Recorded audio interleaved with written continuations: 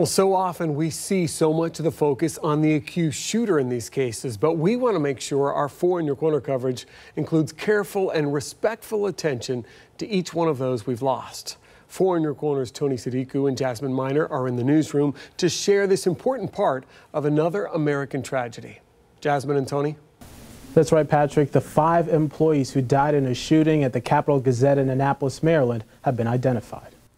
Their names are Wendy Winters, a reporter; Rebecca Smith, a sales assistant; Robert Hyacin, an editor; Gerald Fishman, an editorial writer; and John McNamara, a reporter and writer.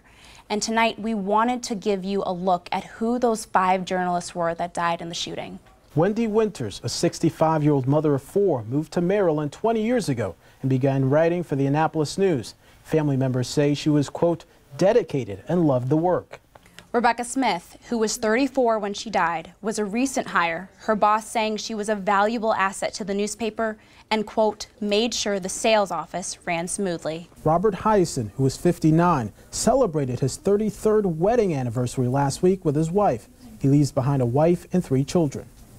61-year-old Gerald Fishman worked with the Annapolis News for 25 years and was said to be quiet but brilliant at his work. He married late in life and leaves behind his wife. And John McNamara, a 56-year-old sport reporter who worked for the newspaper for 24 years. He saw his position as his dream job.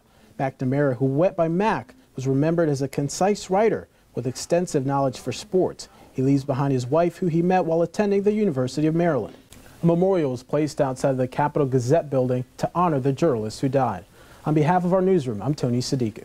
And I'm Jasmine Miner, Fox 4 in your corner.